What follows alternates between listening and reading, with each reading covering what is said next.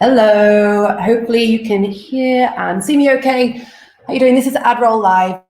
I'm Laura Affinity. I'm the multimedia content manager at AdRoll. You may well have seen us before. We're streaming live on Facebook, we're on LinkedIn, and we're also now streaming on Twitter. So hello from wherever you're watching. We are, of course, interactive. We love to get your messages, your comments, get your questions in. We always love this to be like interactive and get you in the mix and asking your questions throughout the whole of our live stream today. We've got a few things coming up that we're going to take a look at. Of course, we have a guest. Eric Vlosky is the Director of Marketing and Business Development for PurePressure. So they were founded in 2015 to provide the cannabis industry with quality rosin extract products. So we're going to talk about growing a business in a new industry, developing a community, and also strategic partnerships. That's some of what we'll cover today. We also have some awesome stuff you should check out just through AdRoll's resources, of course, adroll.com/resources. We have tons of blogs and all this educational content that you can check out. But we also have a podcast which we launched about, I suppose, 6 weeks ago now. So if you love a bit of the British accent and you're fine with listening to me talk on, then this might be the podcast for you. It's Unrolling E-commerce. We chat with various direct-to-consumer companies to bring different perspectives and different ideas of these types of topics. So we've got the future of e-commerce, KPIs, approaching the future of work, all this type of stuff. Do check it out. We are on Apple, we're on Spotify, Google Play, all of the podcast places. And you also get double points if you leave us a review. We'd love that, just to get your feedback, whether you like it or hate it, it's fine. Just leave us a review. We can incorporate that into our next season that's coming up. And of course, also, we do love good reviews because that's going to just help bump us up and get more listens and get more wonderful guests to share with you. So thank you so much. And please check it out. We also have an ebook that has just come out, and this one is How Brands Blossom in the Time of Change. Now, this is a whacking 82 pages. So you can take this to your book club if you want and dissect it if you wanted something to put on your bedside table. So while millions of businesses have been thrown into a tailspin, many brands have seen increased demand from consumers. We definitely know this because we've been having multiple conversations, of course, with all of our customers and direct-to-consumer brands. So a lot of people are seeing growth in this time. So this ebook is going to be taking a look at health and wellness, home and garden, finance, pet care, online education, various verticals, which hopefully will fit into perhaps the industries that you are also working in. Do check it out. I'll add a link to the comments so that you can download it and you can have a read of that there. Now, going on here, of course, like I'm live from home, we've got some construction work going on, which just kicked off around about 15 minutes ago, just before the live stream. So I'm going to be muting myself throughout the conversation today. And I also have wonderful allergies. So I've got a whole package going on, construction work, big puffy eye. What more could you want for a Wednesday morning? But luckily, we can take that attention away from this and to our guest that's coming up. Let me show you a video first before we get Eric, welcome him to the live stream. This is the promo video for PurePressure.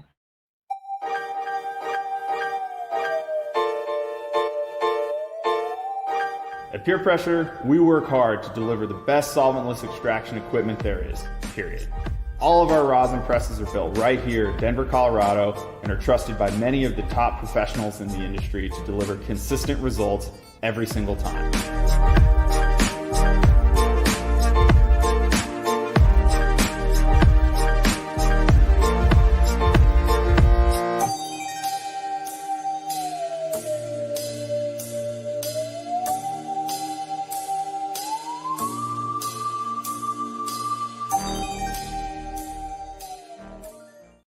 All right, so just a small snippet there to give you a little bit of an idea about what PurePressure do. And you might be thinking, I don't really know what that is. It's very technical and it's a lot of machinery. Don't worry, we're going to talk a bit more about what PurePressure is and what they do and what the product is that they create. But I'd love to welcome Eric to the live stream. Good morning or good afternoon.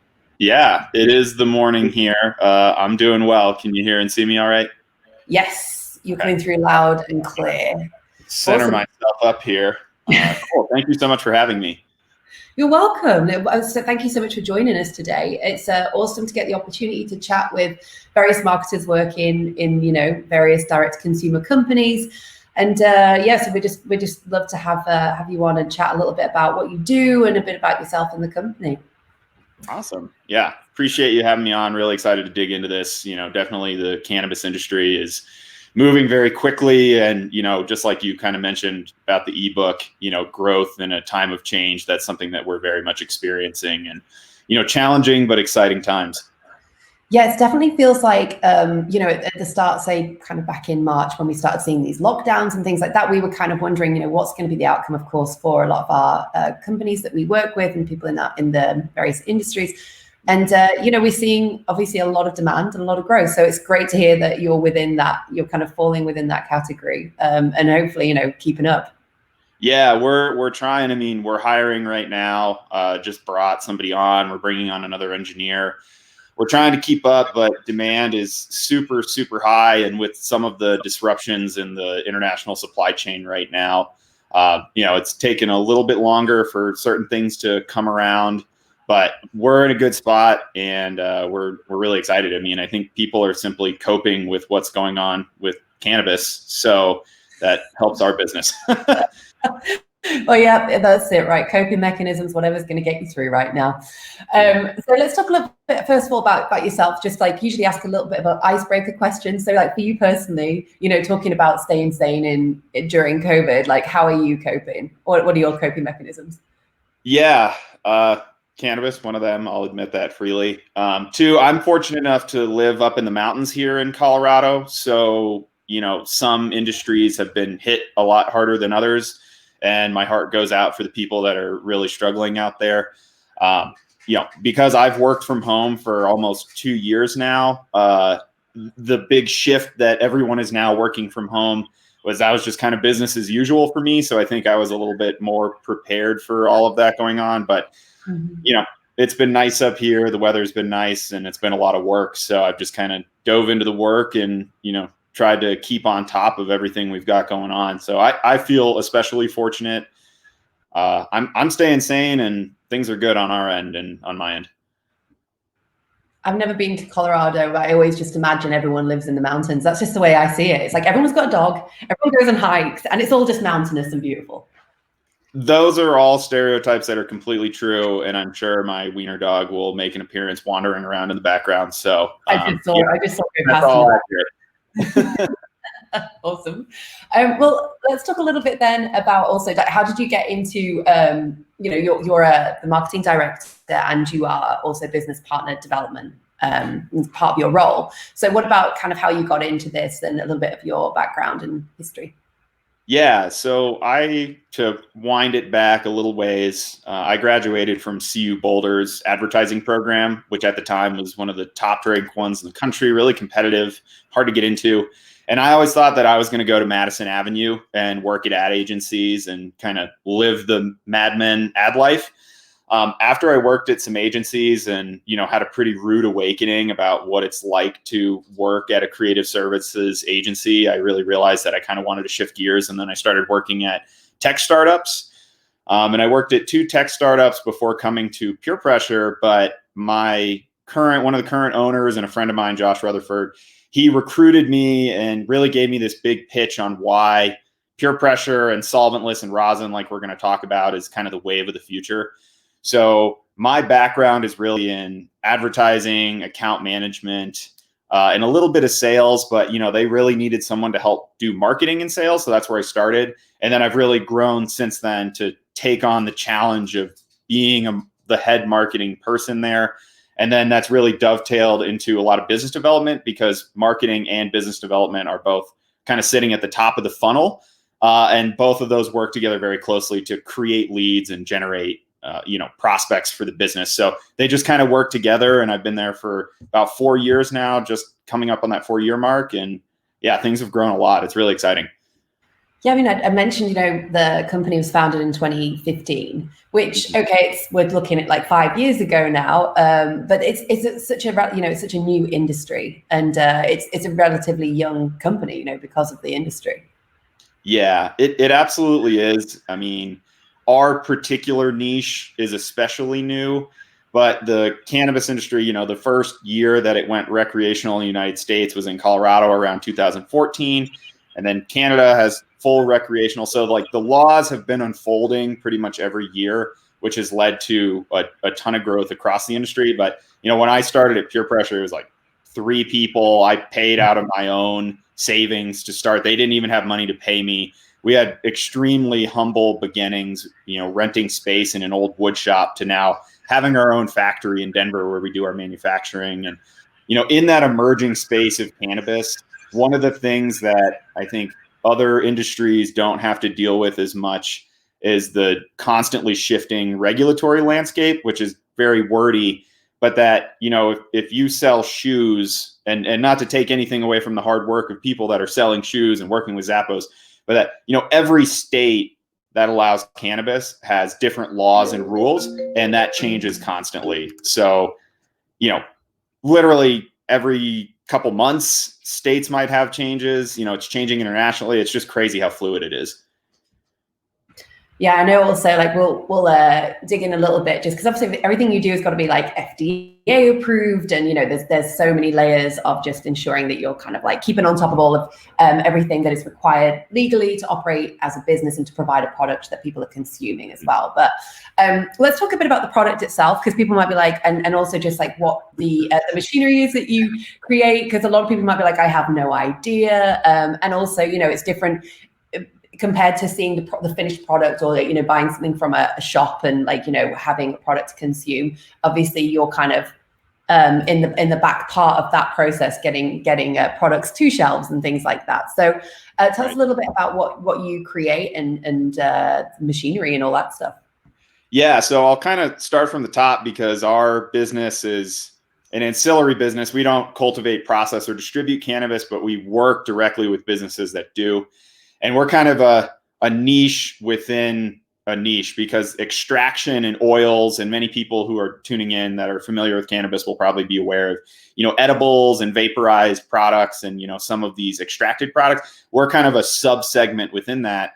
And the best way to think about what our equipment does is it makes the craft artisanal grade oils of our industry. So, people are used to, everyone's probably heard a story about somebody blowing up their house using butane, making a cannabis oil. All of our equipment does not use solvents or any chemicals. It's only heat and pressure, ice and water. It sounds a little elemental, but that, when you're not applying any of these solvents, you have to have a much higher quality starting material to create the oil. So good analogy, craft beer, craft wine, those really apply, because the products that come off of our machines tend to be the highest price point kinds of oils and extracts on the market, just because of the level of quality that can be reached with them. So think craft beer, cannabis. What are the best craft brewers using to make their beer? The equipment we make is the equivalent in the cannabis industry. It absolutely makes sense. And I think that, we've been obviously chatting ahead of this conversation today, and just like really the comparison between, whether it's kind of like gourmet foods, wines, beers, anything that's crafted, anything that's really kind of like the amount of obviously differences and intricacies in, various recipe makeups and things like that really very much applies to, how you guys also apply, like how you are helping businesses to create their products. Yeah, there are so many corollaries. I mean, the same kind of people that are interested in, really paying attention to what they put into their bodies are the same people that will want to be consuming solventless concentrates, because that's one of the key difference makers is solvents versus solventless. Our equipment is solventless. But, to keep it a little bit more at the layman level for our audience so that it's a little more interesting, what you're starting to see is that consumers across the United States and Canada and beyond are starting to use cannabis products, both THC and CBD, for all kinds of things, from, personal recreational use to, legitimate medical uses, which is where the market really came from. As people become more educated, and this is something I'm sure we're going to spend a lot of time talking about, because it's a lot of how we've marketed our products and been as successful as we are, is that there's very little education about extracted products in the general world. It's just kind of like, cool, it's a vaporizer, let's enjoy it. But as people become more aware of what they're actually consuming, people are going to start thinking a lot more about it, just like farm to table, organic food. that's really where we're fitting in and trying to educate people on what they are consuming. I have to say, I've just been obviously researching and looking at kind of the content that you guys provide. And it's like, you should also just do the kind of therapeutic videos. People watch like soap being cut, like watching just the pressing in itself is really therapeutic. Because it's kind of like that, when you can see here this picture, it looks a bit like honey, right? It's got that similar kind of consistency. And when it's like squished, it's so therapeutic just to watch kind of like the melt that happens. So, just another, it's like ASMR. So it's kind of like, you can also build another community out of that in itself, I'm sure. Yeah, totally. So what kind of growth have you seen as a company then? You mentioned obviously where you're positioned now, and you guys have been working really hard at getting to where you are. But can you tell us a little bit about the big milestones that you've had and maybe some of the strategies that you've used to get to that position? Yeah. So, we started off at a point where we kind of lived and died by every single press that we sold. Every week was like, how are we going to keep putting enough money in this business to keep going? Because our business started out, and it still is 100% employee owned, extremely minimal. I mean, basically bootstrapped from the very, very beginning. So without having the benefit of outside investors, every dollar that we make is dollars that we have to use to reinvest back into our business to keep it growing. So, some of the really big milestones for us were moving out of a very small rented space that was crammed and kind of dirty and difficult to operate into getting our own leased factory.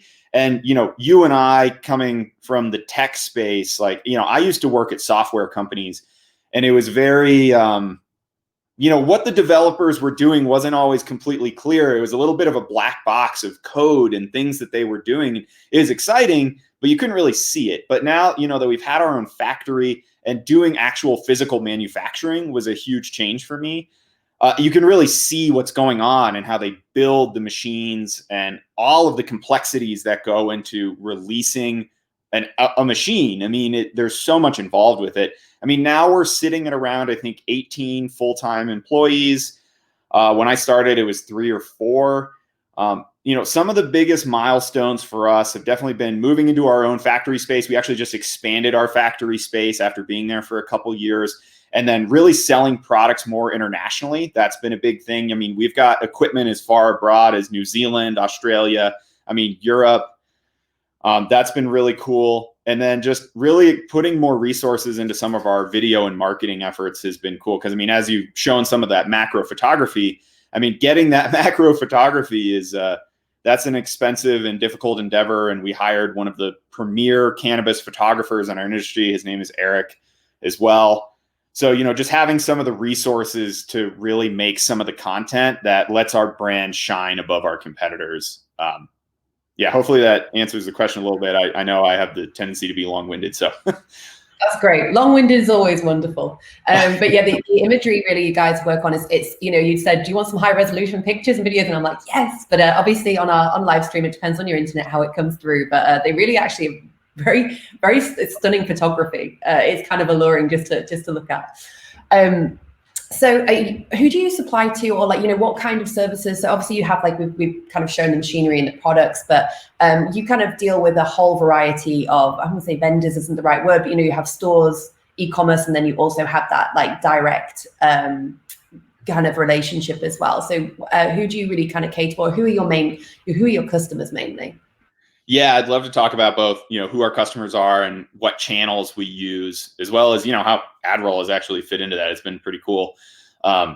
We mainly sell to licensed laboratories and medical caregivers. So kind of going back to the discussion about regulations and laws, some states have big gray zones with who is allowed to do extraction, who's allowed to operate, who is a caregiver. It can be pretty arcane. But for the most part, our customers are either, very serious home growers who have the legal ability in their state to make these kinds of concentrates at home. Because again, no flammable solvents, very safe, no issues there. But the majority of our customers and where our business is headed is much more kind of business to business sales. and working to, sell to these big licensed laboratories that have even more stringent licensing requirements. So those are most of who our customers are buying this kind of equipment. We do have a lot of day-to-day consumers that are cannabis enthusiasts, because you can make rosin on a hair straightener at home. It's kind of actually how rosin was discovered. So there are people who are cannabis enthusiasts at home that make rosin, and we sell all the accessories and things. So we kind of have this very broad spectrum of customers, both, customers making many, tens of thousands, hundreds of $1,000 investments with us to buy equipment to outfit their labs to work on a commercial scale. And then we've got people buying, a $10 pack of filter bags from us as well. So that's actually pretty challenging, because most businesses, they kind of have this price point that they're selling things within. It's like, okay, we sell handbags up to, $500 or whatever it is. And this is our customer base, but we're trying to market and attract customers on all ends of that spectrum. And that can be a little challenging.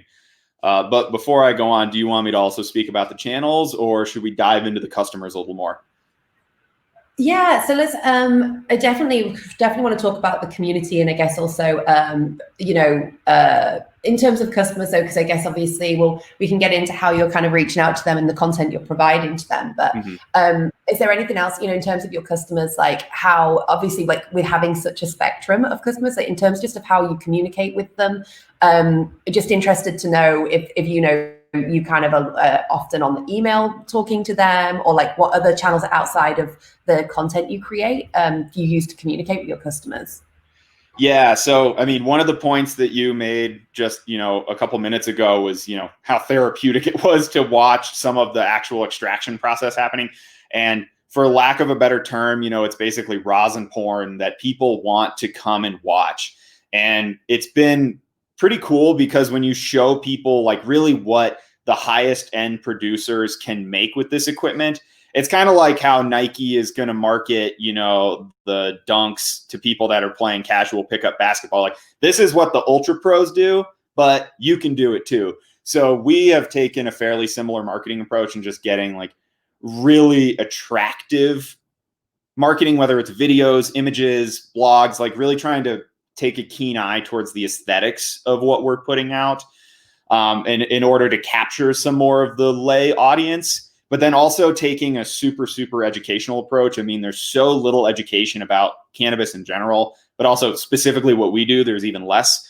So that has really been our biggest way to attract multiple people, is just to not be very promotional, not really. When I go on webinars, when I go on and do speaking engagements and things, I'm not really ever talking about our presses and what we sell and how much it costs. It's really more about just educating people so that they better understand.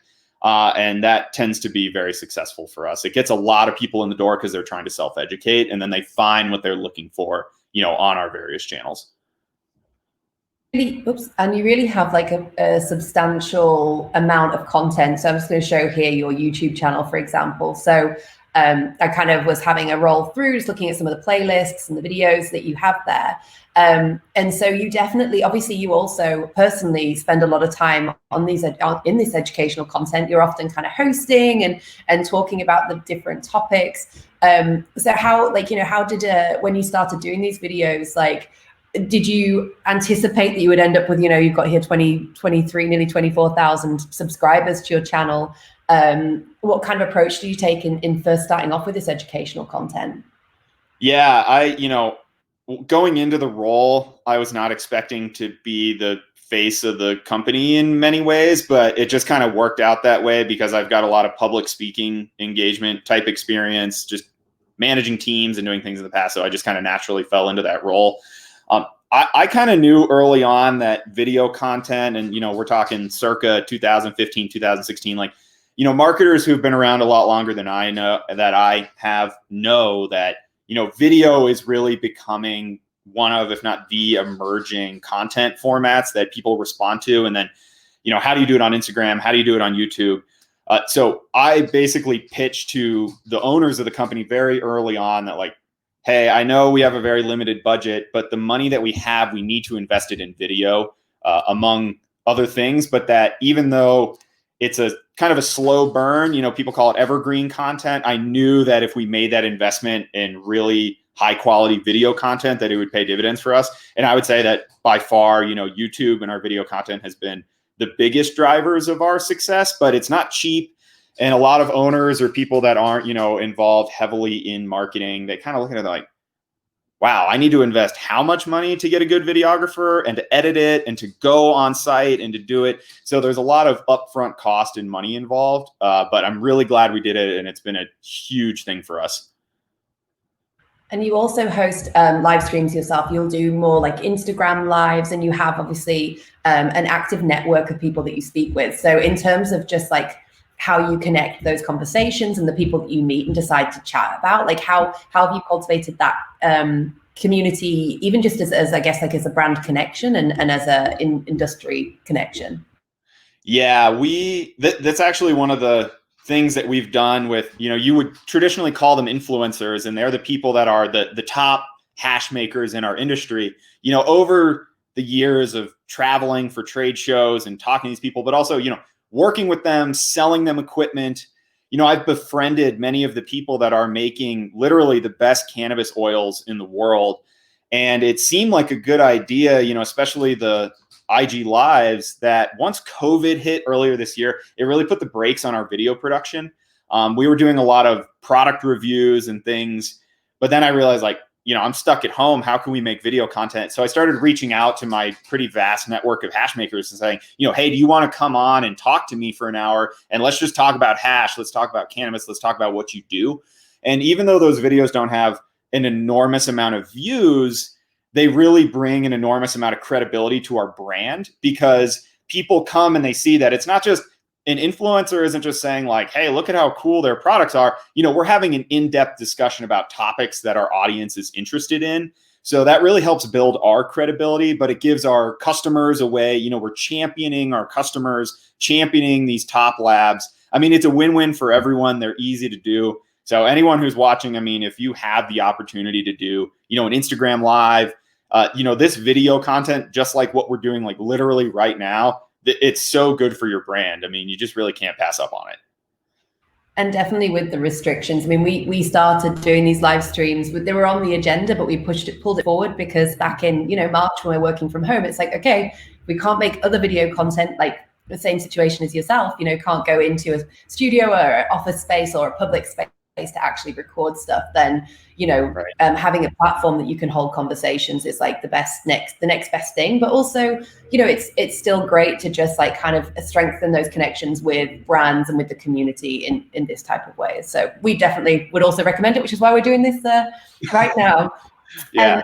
In terms of channels, so obviously you have like the YouTube channel, and you also use Instagram a lot. But so was there any particular reason why those two channels just kind of like worked for your market, or just you gravitated towards? Yeah, I've always not been, to answer why we didn't do some other ones. Like Twitter requires too much upkeep, and our marketing team is only 2 people. It started out as just me. So I knew that Twitter wasn't going to be a good platform, even though now there's some, there's short clips and videos are a big part of it. I think Instagram is really where the cannabis community lives, because it's a safer platform and there's more anonymity. So a lot of people, especially because so many growers and hash makers came from the illicit markets and doing it in the black market originally, that a lot of them, even though now they're working in licensed legal operations, they don't want to have their first and last name like you would have on Facebook. And Facebook has become so political in terms of the content that's being served on it and what people look to find on it now, that Instagram was an easy bet. We knew that that's where our community lived, breathed, smoked, whatever. And then YouTube is just kind of a no-brainer because of, it is the world's biggest video platform, but it also has really big SEO implications for us. So getting great videos that get a lot of traction in our industry help us rank and get those videos for some of our key search terms. We've considered doing Vimeo and some of the other platforms, but I think it's just kind of been a resource issue that if we had a bigger marketing team, we would expand our footprint out and out and out and put our videos in more places. But it just seemed like, those were going to be safe bets to work channel-wise for video content. We're not super active on Facebook because again, our ad account has been banned. We don't touch the plant, but Facebook has like some rules around drug promotion and policy and stuff that I guess we accidentally ran afoul of, or somebody reported us. So, we work on the channels that will take us, and they've been very successful, thankfully. But we are restricted, and that's something that people tuning in, like, if you want to work in the cannabis industry in a marketing role, or it's something you're considering, we have a lot more limitations. There's a lot less advertising that we can do. So we have to get really creative with how we advertise and how we get content out there, because I can't just buy ad placements like other brands can necessarily. Yeah, I know some of the other, it's other industries that are somewhat, and it's new and emerging industries as well. Like, for example, we've spoken to a few cryptocurrency lending platforms, and they've had issues where, email, services will say, we're not going to send these emails anymore, and we're not going to be able to help you to kind of get your message to customers. Right. Even if that's inviting somebody to your loan is coming, your payment's coming up or something. It's nothing that's actually trying to sell even a product. But these industries, there's definitely a lot of like gray area that's not yet established, and people kind of, obviously there's also just a lot of like safety and concern around making sure that you don't put anything out there that, could cause you any problems. So I could definitely see that you guys would run into all of that, as well as mixed in with being a product that people consume. So, that kind of like FDA aspect also comes into play. Yeah. I mean, I wish Facebook would let me advertise, because early on they did, and it gave us tremendous help to boost our blogs. That's really where we focused our promotion on Facebook, for example. And then I think somebody reported us, something happened. But yeah, we've got a lot of, we just had to get creative with our advertising opportunities. Google allows us to, but you're always riding on the edge. And again, even as a business that like we literally don't cultivate, we do not process, we do not distribute, we're purely ancillary. We have to be really careful about the words that we use on Google and some of these, big platforms. Like, for example, I really want to do YouTube advertising, but I'm too scared, because if I put an ad up and get some pre-roll going and our account gets banned, I mean, we're talking about years of work. I mean, it would crush me if our YouTube channel got deleted. So I just can't take that risk. So we have to play it really safe, and it's working. And hopefully these businesses want to take our money someday, because we will gladly give it to them. But it seems like that tide is slowly starting to shift, thankfully. Yeah, I guess as you say, it must take time for kind of different protocols and procedures and like, whatever it is, like to kind of like catch up, I guess, with what you guys need and having that all like ironed out. Just going back to YouTube, you have like, obviously you do get tons of engagement on your videos. You have lots of conversations. So just in terms of trying to engage in that type of conversation, do you have any advice, or is it just purely that this community is so, obviously they're so into, in the same way that we're saying, if you have like craft beer, people are super passionate about it, right? They want to have a discussion. So does it just naturally come, or do you have any ways that you try and like, just engage with those viewers, or get them to comment and get them to be in conversation with you?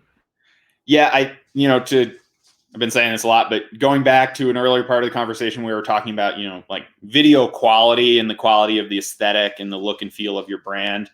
I knew that I was going to get a lot more traction with my videos if they just looked a lot better than my competitors, because it's not that hard to get a phone and record something and say something. It's a lot more work to create an edited, scripted, purposeful video.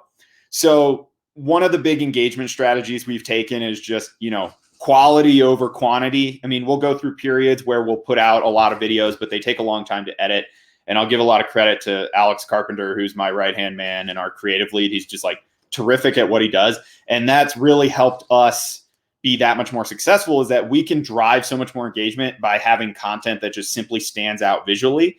But then also it's really about right time and right content. And I think it's easy in marketing to be like, well, this is what I want to talk about, and I'm the marketing director, I'm so excited about this content. But it's like, what does your audience actually want to hear from you? What do they need to be educated on? And creating content that is actually going to get people to tune in. And that's, a that's a multi-day conversation in and of itself.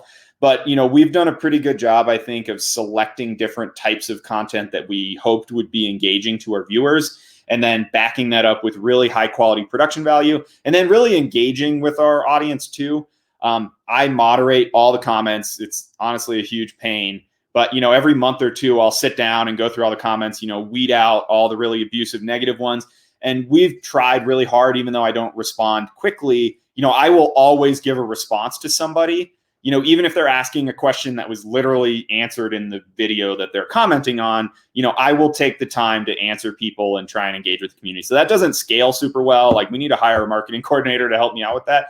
But, actually engaging with people, answering their questions, being friendly, being professional, not getting sucked down by the trolls and the weirdos that show up, that's really helped our engagement and help our subscribers. Yeah, it takes a certain degree of patience, I think, to deal with trolls. That's for sure. Yes. Just, we mentioned earlier that obviously pre-COVID, like, conventions have always been a big thing within the industry, and making those connections and basically developing those relationships in that way, just to kind of like connect the dots and the different kind of speakers that you have for things on like the on your Instagram lives and stuff like that. So could you speak a little bit about like partnerships and what types of partnerships you have, ranging from, I guess you have these content partnerships, but you also have, strategic brand partnerships? Yeah, great question. And, I had been doing so much business development that, literally a couple months ago, I just went to the owners and I said, I am the director of business development. Can I put it in my title? And they're like, yeah, you are, you should. And what we found is that, we partner with a lot of other manufacturers in our space, manufacturers in extraction specifically, because they might be doing solvent-based extraction, which is the predominant way that it's done in cannabis. And they have these big, we're really kind of going after the same customers for the most part, but we're selling them very different things that are, it's sort of competition, but not really in a lot of these ways. So we've really tried to partner with a lot of these other cannabis extraction technology manufacturers, very wordy. So that's been really successful because we realize that, we present an exciting new sales opportunity for their sales team, or at least to refer business back to us, because then they get a cut of adding equipment to labs that they already work with that they weren't going to sell in the first place. So it's a good way for them to capture some revenue that was probably going to come our way eventually. And then that's kind of the more, I'd say, textbook level business development and strategic partnership stuff that we do, going to these manufacturers. But another thing that we do is work really closely with a lot of our influencers. So not just going online and having them on IG Lives, that's kind of the icing on the cake to create content.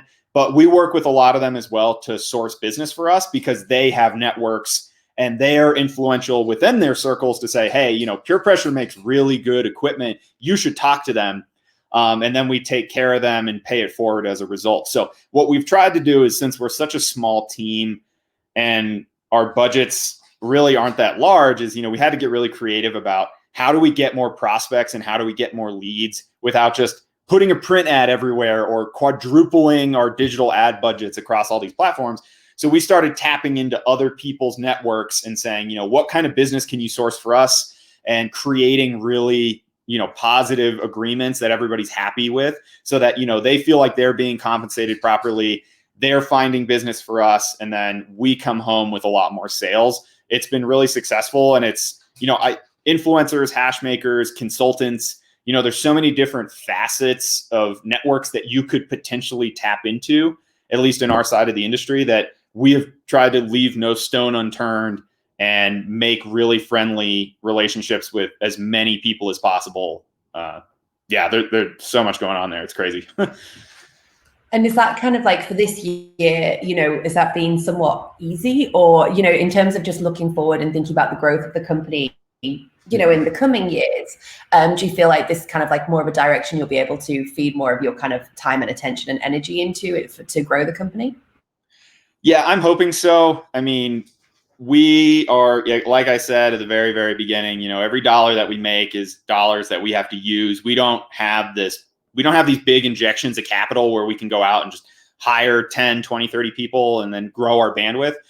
But I think, getting some more resources on my team will enable me to pursue more of these relationships. And also the interesting thing about cannabis is that, our industry benchmark for growth has been about 30% year over year, which is, absolutely insane. It is probably the fastest growing multinational industry that there is. So that gives us a lot of opportunity to grow with it. And that as more states pass medical laws, pass recreational laws, and as markets mature, people start looking towards the kinds of products that our equipment makes. So in the very beginning, a market goes recreational or medical, and you can literally go to a store and buy cannabis. It's insane. You don't have to buy it from somebody else.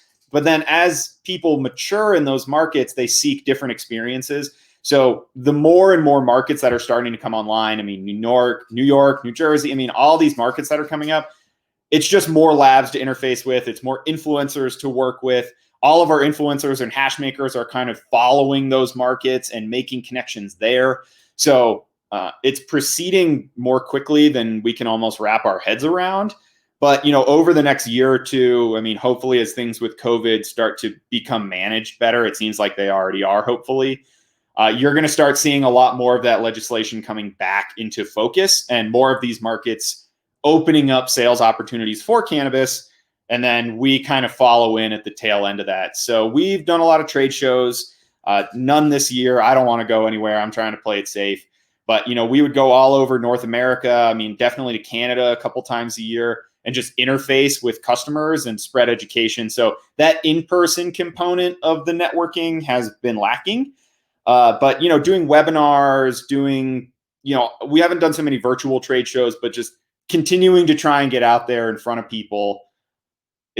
There's so much there. I'm almost afraid to keep going, but there's so many opportunities. It's just growing like crazy. It's funny, just as you mentioned, I hadn't really even thought about just like state-wise, like in terms of different trends and different preferences, like as each state and as the kind of various places start to change their legislation, just that in general, like every state will have a different kind of favored, I guess, like, I don't know what I want to say style, right? But like preference of products and preference of like consumption and all the rest of it. So it's like it's fascinating to see like how some things is going to emerge into like all these different categories as it grows as a whole. Yeah, it is. And it's interesting because I think, maybe 10 or 15 years ago, people probably remember, and this was, before I was old enough to drink here in the States, that craft beer went from being nothing to being the main thing that anyone who could afford it would go out and purchase to drink. And it just exploded. It's, it's everywhere now, but now it's so common that people there's craft breweries everywhere, every state.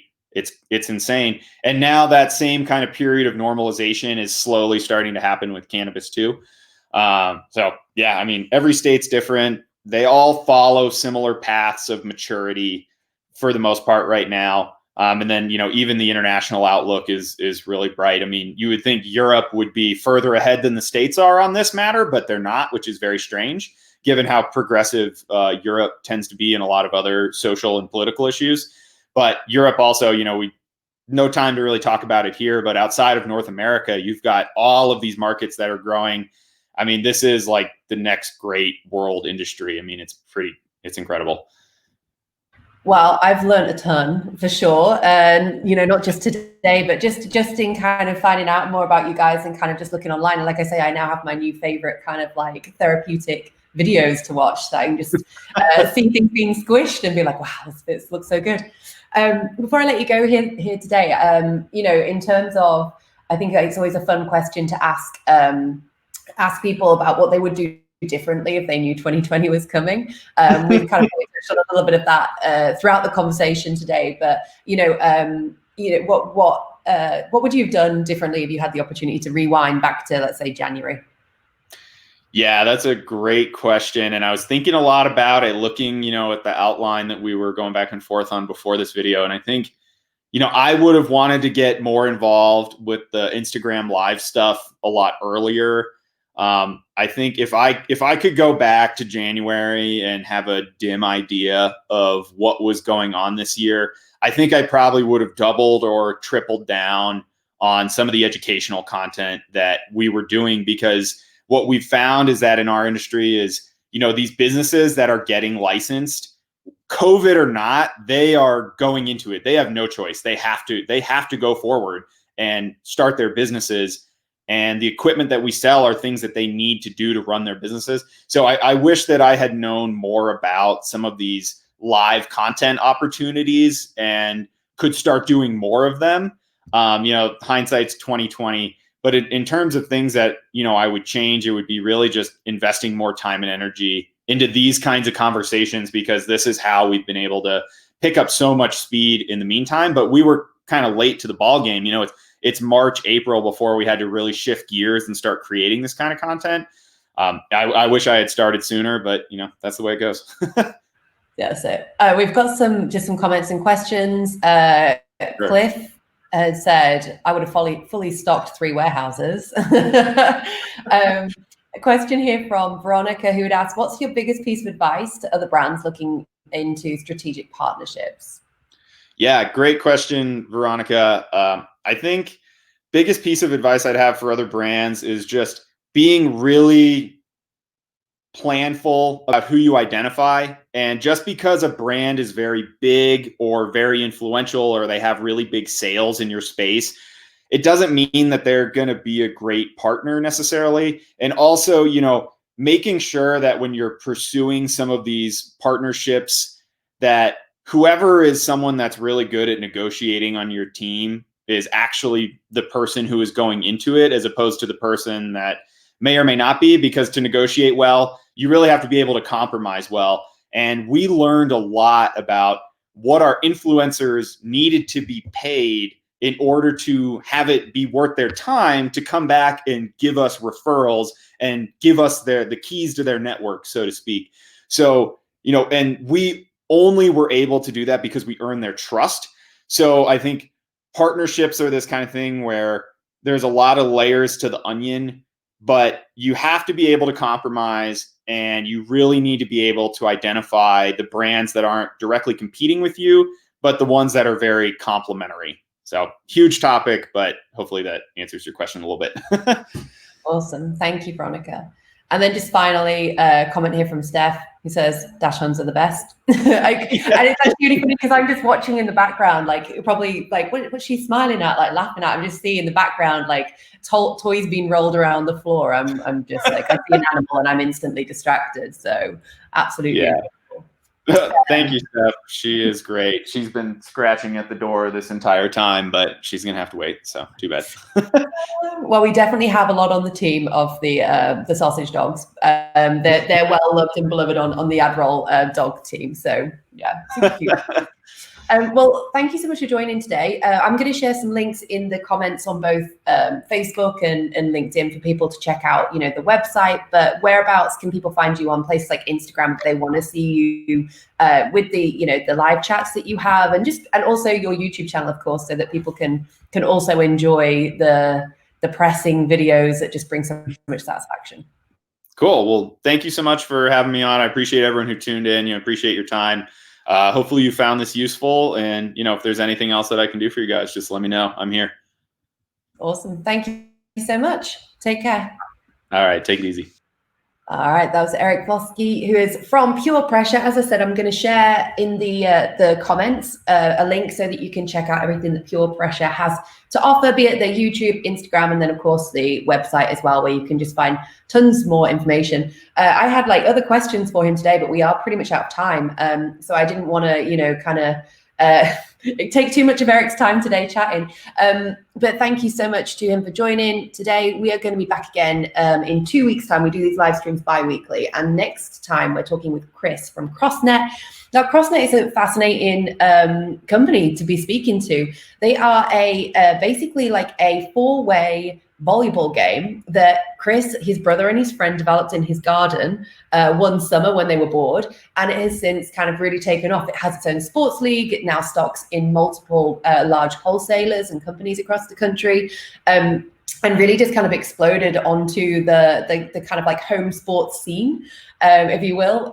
So really interested to talk to him about some of the strategies that they've used in their marketing campaigns, and just what they've been doing to really grow their company in such a short space of time, because we're talking a couple of years that they've been operating. So that'll be coming up on the, I'm gonna get the date wrong. What's the date today? The 2nd? I'm not gonna do the maths. It's next time. If you're following us on Facebook and any of our social media, then you'll know where you'll see the posts about what's coming up for live streams, and you can grab the link there to check it out.